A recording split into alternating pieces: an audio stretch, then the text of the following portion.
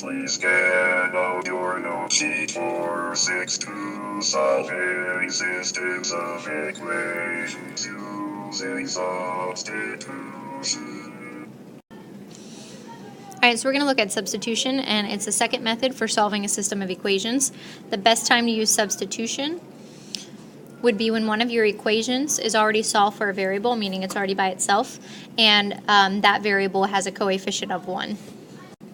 So here's an example of when you would definitely want to use substitution. When you already have this variable by itself with the coefficient of 1, we can use our substitution property, which basically states you can replace a variable with something that it's equal to. So if we take the variable 2x in the second equation, we can basically replace that with 5y, and we'll take a look at that later. This is just so you can see when you would use substitution, when it's the best to use. So substitution method helps solve a system of equations because you're able to replace one of the variables in the opposite equation so that the equation has all of the same variables, and then you can solve it like you would a regular equation. And if we go back to that example up at the top, if we were to replace the 2x in our second equation with a 5y, then basically we're creating an equation with all y's, no more x's, and then we can just treat it like a regular equation and solve for y. Once you know y, you're able to solve for x by plugging y in to the top equation and getting the x value. So these are the actual steps for solving using substitution. Step 1 would be to isolate the variable that has a coefficient of 1, and that's if needed, which means if you have an equation and you have maybe like 2x plus y equals 4, the y is not by itself, but you can get it by itself if you move the 2x over. Step 2, substitute the value of the variable you solve for into the same variable in the opposite equation or the other equation. Use the parentheses when substituting this value in. So because we're using substitution, we always still use parentheses when we plug our numbers in place so that we don't mess up anything with signs. Step 3, solve the equation for the remaining variables. So now you have this equation with all of the same variable we're able to solve. And then step 4, substitute your answer back into one of the original equations so you can solve for your second variable. And then, of course, last step 5 would be to check your solution. When you do your checks for systems of equations, since you have 2 equations, you should be plugging your values into both of those to make sure it works in both. Sometimes your answer might work in one but not the other, and that means it's not the correct answer for both of those. Remember, with graphing, a solution is where the lines would intersect, which means that ordered pair should work in both equations, which is why we want to check them both. So we'll take a look at some examples. So here's your first one, and we are looking for the variable that has the coefficient of 1, and that's this x right here. So since x is by itself, what we're going to do is take the x in the second equation, and we're going to replace that x. So if you just kind of rewrite it and only put parentheses where that x was, what we're going to do is we're going to replace it with what x was, and x was 5y. So then we're going to just solve this like a regular equation. So 2 times 5y is 10y. 10y plus 4y would be 14y, and now we've got 14y equals 14, and we're able to divide and get y equals 1. Once we know that, we can take that value of y and we can plug it into either of the top 2 equations that we started with to solve for x. And if you just look at those top 2 equations, the first equation is definitely easier because it's already in an x equals format. So we know if y is 1, then this is really just x equals 5 times 1, which means x is 5.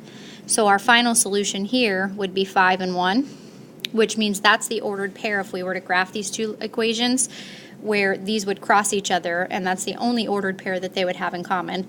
So if we want to be certain, we can definitely plug it back in and check that 5, 1 work in both. So the top equation, x is 5 when y is 1, and clearly 5 equals 5 is true.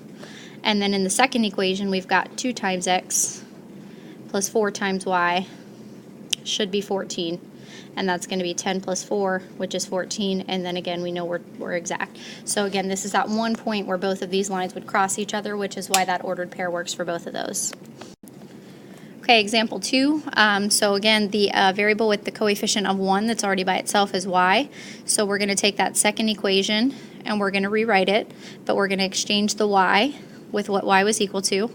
And according to our top equation, y is the same thing as 3x minus 3. We plug it in, and then we're going to solve this equation. So we do have to distribute in this kind of problem. We should get minus 6x plus 6. Combine your like terms. We get negative 2x plus 6 equals 10. Subtract 6. We get negative 2x equals 4, and then divide by negative 2. And so now we have x equals negative 2 as our x value. We still need y, so again, you could pick, but that top one's definitely looks a little bit easier to plug y in, or to solve for y. So x is negative 2. We're going to figure out y. Y would be negative 6 minus 3, which is negative 9. So now that we have x and y, we can check to make sure negative 2, negative 9 work in both of these. And I'm going to plug them in just to double check. So I'm just going to do it out loud instead of writing it out. So the top equation would be negative 9 equals 3 times negative 2, which is negative 6, minus 3, and that works. The second one becomes 4 times negative 2, which is negative 8. Minus 2 times negative 9 really becomes plus 18, and negative 8 plus 18 is 10. So we know it works in both, so we're good. Okay, your third example is a little bit different. So this is where you would want to use step 1, which is look for the variable that has a coefficient of 1 and get it by itself. So in the top equation, I see that this y here has that value of 1y, but it's not by itself. So if I want to get it by itself, I'm going to have to move my 4x over. So if I was to move it, that's going to use subtraction minus 4x, so that goes away. And then I can rewrite this as y equals negative 1x plus 2. Now that I have that coefficient of 1 for y, I'm going to take that second equation and I'm going to rewrite it, but this time instead of a y, I'm going to exchange it for what y was equal, which is negative 1x plus 2. So we're substituting that value in. And then again, you're solving the equation. We'll distribute our negative 4. So this is why it's really important that you put parentheses around when you substitute, because there's a lot of times where you're going to have to use your distributive property, and without it, you wouldn't really be distributing. So combine like terms to get 2x minus 8. Add your 8. We've got 2x equals negative 4. And then divide by 2, and x should be negative 2. If we want y, we're going to plug it into one of our original equations. You could plug it into that very original 4x plus y equals 3x plus 2, but since I'm very confident that I solved for y accurately in that, and that y was negative 1x plus 2, and that's just when I moved over my 4x, I'm going to use that to substitute in my value for x. You can always do the bottom equation if you want as well. You don't always have to do the top one. It's just I look for the one that's easier. And we end up solving to get y equals 4. So it looks like negative 2, 4 is where these lines would intersect. And if I was to check this into both of these, on the bottom equation I'm going to have 8 minus 16, which is negative 12. The top equation would end up stating that 4 equals 2 plus 2, which is true, so we know we're good. All right, and then example 4, so the coefficient with a value of 1, we have the x here. The y in the second equation has a value of negative 1. Technically, some people might think you could solve for that, but it's already set up very easily to exchange x with 4y, so I'm going to use that bottom equation and exchange my x with 4y, or substitute it in.